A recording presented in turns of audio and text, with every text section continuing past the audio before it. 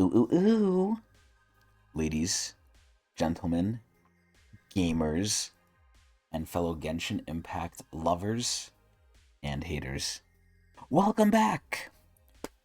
So, I had a lot of trouble deciding if I should even react to this, slash, if I should even keep doing Genshin in general. It's no surprise if you've been on the internet that Genshin is going through its fair share of drama, and I think rightly so. Sadly, I'm part of this in one way or another because I also am in the group of Genshin haters, and I so desperately want to leave. And people like this wonderful, wonderful bald man in the bottom right, Tectone, really say it well. They really beg the question, why do people still play Genshin? And at this point, with what else is on the market, Wuthering Waves, I really don't know the answer to that anymore. Excuse me. Aside from the idea of the sunk cost fallacy, this is where Natlin was pretty much a big disappointment, and a lot of stuff went wrong. It was the Nation of War, it was pretty hyped, and in some ways it lived up to the hype, in many ways it did not. And again, if you just compare it to what's on the market, it's pretty fucking bad. Now, what does that have to do with what we're reacting to today? Nothing. But it kind of does because Genshin is in a bit of a slump, and Genshin always defies the rules. It always makes the most money, and I don't know why, because it's definitely not the best game anymore. But like a lot of the players, I have sunk cost fallacy, and hopefully after Shineznaya, I can leave it. But when I see stuff like this, or when I see stuff like the newest character, Yumemizuki Mizuki, which is a pretty funny name, I get a little upset. So we're hot off the heels off of the Archon patch, and then we had the Arlecchino rerun with Clorind, and that just reminds me of the Clorind incident with me, which makes me very angry. But aside from all these, we have the newest 5 star, which I didn't know if she was a 5 star or not because of her design. I kind of assumed as such, but once I heard she was Anima, I was kind of like, ugh, right? And then the real big nail in the coffin, the biggest controversy with Mizuki here, is she's going to be our newest standard banner 5 star. So she's basically dead on arrival, and it's terrible. Like, man, things in Genshin just now are being terrible, and now I'm really questioning, like, do I even want to cover this anymore? Do I even want to keep playing the game? And again, I will probably until Shineznaya is like over and done with, unless they really change a major part of the game, which is either the wishes, the resin, the movement, hopefully all three, and when you can grind stuff and not being tied to certain days of the week. On top of a whole other slew of changes, which they don't want to do. Genshin is just so ass, and this character is kind of like a spit in the face, where it's like, she's okay, and if you've seen the special program live stream, you already know what she does. I think she's interesting. She kind of reminds me of Zelonin a little bit. I feel like she has a lot going on that's very not hypocritical or ironic, but very at odds with itself. Where in Zelonin's case, she was a blacksmith, but she was also a rapper and a fashionista. Where it's like with Yumemizuki Mizuki, she's a monster. Where what is it called? What do they call Ninazuma? Well, I know she's a Baku. That's what they call her. They call her a Baku. She's basically a top here, I believe. And also, she's like a psychiatrist, but she also runs a bathhouse, and she also competes with Ye Miko, I believe, in writing or something like that. I'm not too familiar with her lore, but in general fashion, I will rate her based on my 4 criteria. Number one, gameplay meta. Number two, looks. Number three, lore. And number four, the secret category for competition. This is where her lore is kind of silly. It's kind of, again, all over the place, kind of like with Zelonin, although worse than Zelonin because she's a standard character. Meta gameplay wise, she's Animo, so she's already not gaining any points. And I think with just being a standard character, it's basically over for her. She's not gonna be that good. She's probably gonna be the best 5 star of the standard thus far, unless she needs something specific like maybe Jean or maybe even Chi Chi, rest in peace. But aside from that, I thought her gameplay was interesting, but I wasn't sure if she's a main DPS, if she's a sub DPS, and they're not going to show any of that here. Look wise, I think her design is pretty nice. Again, I do like the whole top here imagery. It really does remind me of Pokemon with the little Dream Eater Pokemon. I forgot what it's called.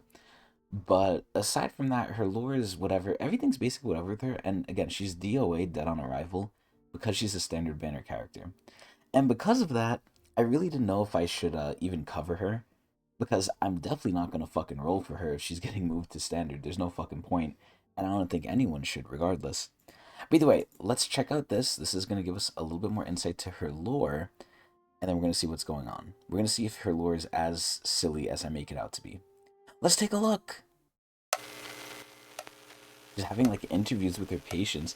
This is breaking doctor confidentiality. Oh, that guy likes to talk. Oh god, that girl's like shy. Reality. Oh fuck, I couldn't even read that shit. Wait. Reality and dreams are two separate worlds, yet emotions serve as a bridge between them. Oh. Oh god, now she's tired. You know, this brings up the question, who helps the doctors?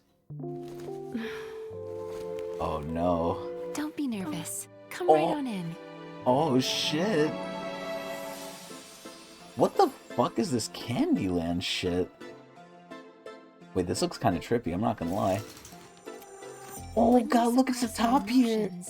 Our dreams are where they manifest themselves. She eats them, I think. God, that shit kind of looks like nightmare fuel. The more likely they are to manifest. Oh god! She was drowning. My job is to help you digest those emotions. Psychiatry. Everyone should go see a psychiatrist. Or a therapist, rather. A therapist. I'm not a Oh, kid nah. anymore. What the? I can do this on my own. Matryoshka? Ooh.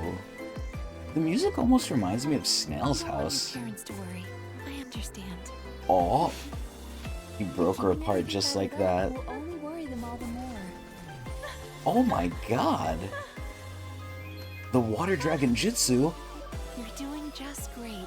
It's okay to need help sometimes. Oh my god, all the fucking gooners are gonna love her. She gives affirmation. Damn, what is that ass shot?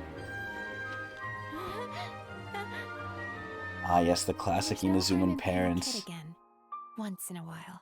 Oh boy. Right. Tell that to all the 30-year-olds who spank their shit to this. Oh, look at that little cute thing. Okay, I do love her little pets. Oh god, it's sad. It has an apron. Oh, next customer. Huh. I wonder if she gives the happy endings.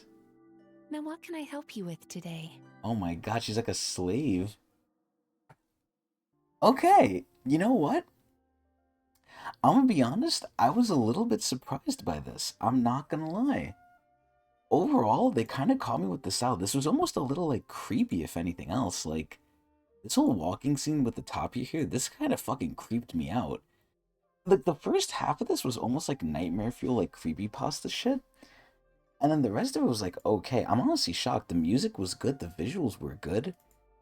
It's just really, really tragic that this is for a standard banner character. Because I feel like her drip marketing content, and this is where Genshin sometimes does really, really well, despite most other aspects of their game sucking hot dick. It's like so sad. Like this is actually pretty decent. It had some like good like lore and everything too. We saw people's like innermost problems. Well, not really. We saw like allusions to it. But this was really nice. Again, the music was on point. It really did remind me of Snail's House. Everything on this honestly surprised me. It's just the character's gonna suck dick, so it's really tragic. Either way, though, I don't know if I'm going to keep covering her. I do like her drip marketing content. That's one thing, again, I will always give Genshin. They don't really get too low with that. But everything else, man, just can't keep up. Hopefully one day I'll be free of Genshin. But until then, in terms of Yumemizuki Mizuki, I'm definitely not rolling for her. If you roll for her, you do you. But I think it's going to be for no reason because she's a standard character. Now, at that point, it's going to be hard to get her because now she's competing with more characters. But still, she's not going to be too good. If you're getting her for gameplay meta, I think like she's obviously a pure skip, but either way, this was pretty surprising, I'll be honest. I hope everyone enjoyed it. Tell me what you think of Yumemizuki Mizuki, and please watch me at Twitch TV/Tecnics channel if you want to see more of me. Eee!